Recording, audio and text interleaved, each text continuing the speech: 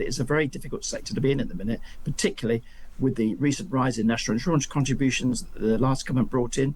It's straining at the seams, to be honest, which is why I welcome what Andy Burnham's going to do. But I think there's a room for the whole economy. And how will we nationalise 80% of care in this country? It's going to cost the taxpayer more doing it that way. We're going to bring you the entire speech later on. Around 10 o'clock, Andy Burnham is going to give a speech just detailing his plans, what he wants to do, and what that everything that he has quoted. He said he's going to put everything he's got behind reforming social care. What does that actually look like? We'll carry the entire speech at 10 o'clock and bring you every word of that. The Times is reporting that privately run nursing home chains could be excluded from the major overhaul of social care in England. What we know so far is that the Prime Minister is reluctant to allow large for-profit providers to play a central role in the new system, instead favouring a model based on charities, based on local authorities and not-for-profit organisations. His aim is apparently to avoid taxpayer money being used to subsidise private equity profits. Michael Padgham is the chairman of the Independent Care Group. He joins us now. Very good morning to you, Michael.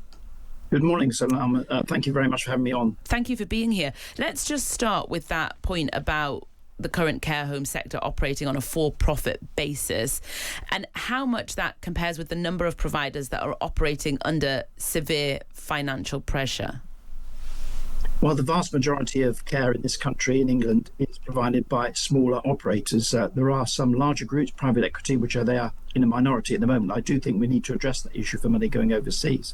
But we have to do something about making sure that we still keep the smaller family-run providers going, because it is a very big strain on the sector at the minute, that particular way the care is funded. And I welcome Andy Burnham's agenda for putting social care at the top of his list, because it's been long overdue. It's been kicked down the road by successive governments for maybe 3 decades. So I welcome what he's doing.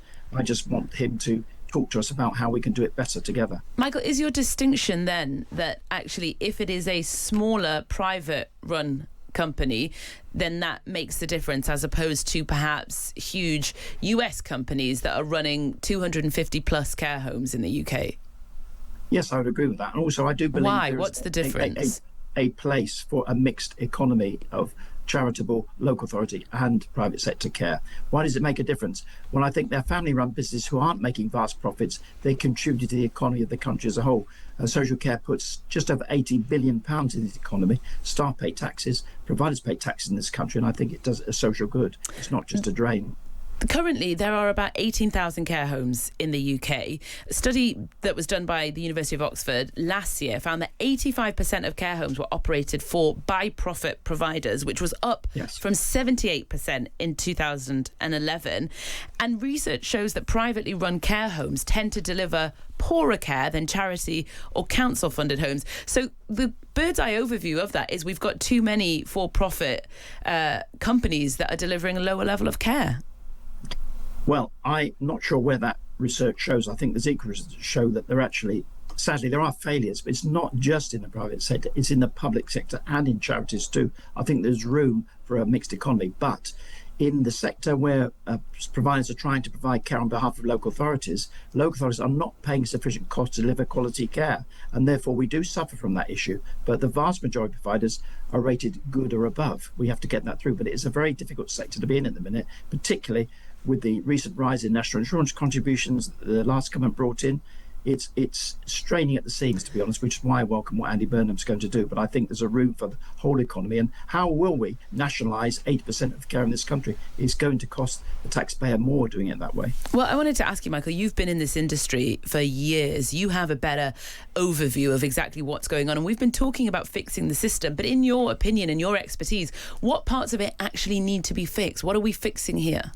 Well, I agree again with the Prime Minister. We've said this before. He said it. I mean, I've been in the sector 36 years now, is that we need a national care service combined with the NHS, in my view, with national direction, but locally run. And it's not just about costing more money, of course, because we are spending a lot of money in hospital where people don't need to be. They could be cared for in their own home or in a care home.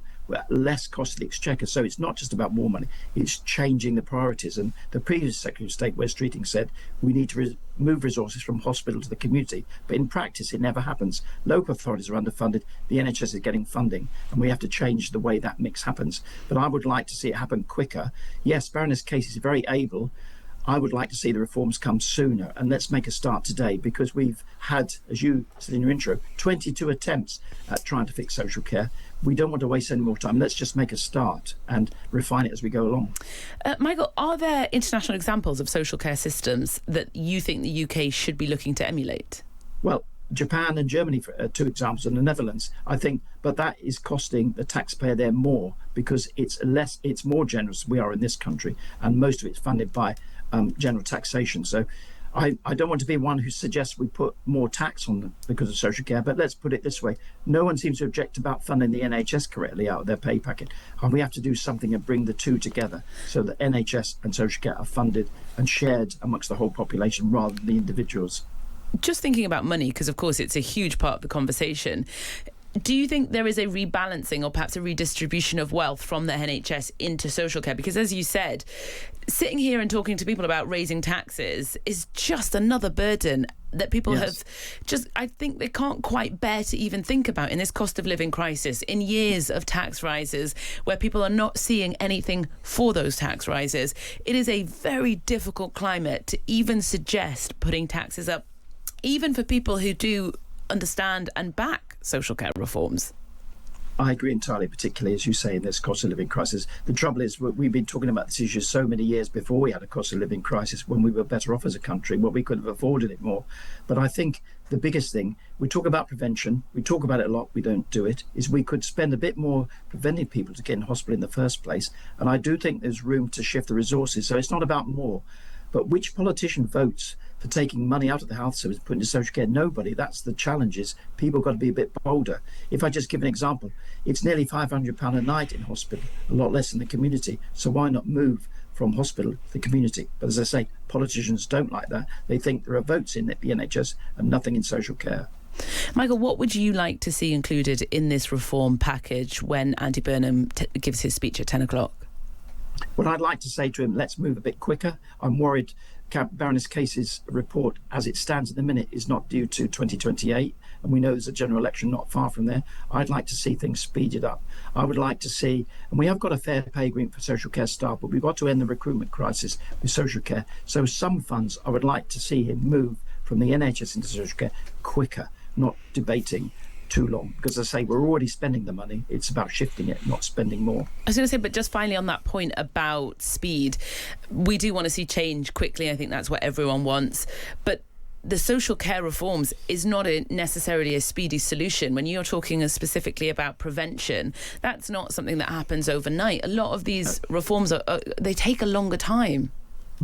Yes, I agree. I suppose because people like myself have been around so long that we're running out of patience, because all we keep getting told is, and your piece earlier talked about, through Theresa May, Tony Blair, Boris Johnson and others who said they're going to fix it, has never been fixed. Let's just do something. And I would say first step is move a bit of money to local authorities so they can put and help people stay in their own homes for longer, and encourage people to prevent poor health. The big challenge is, let's have a campaign to educate the public how health and social care work together, because I don't really think people understand how the social care impacts the NHS, because, as the Prime Minister said, without good social care system, the NHS will collapse. Some really interesting points there. Michael, Padgham, thank you so much for your expertise this morning.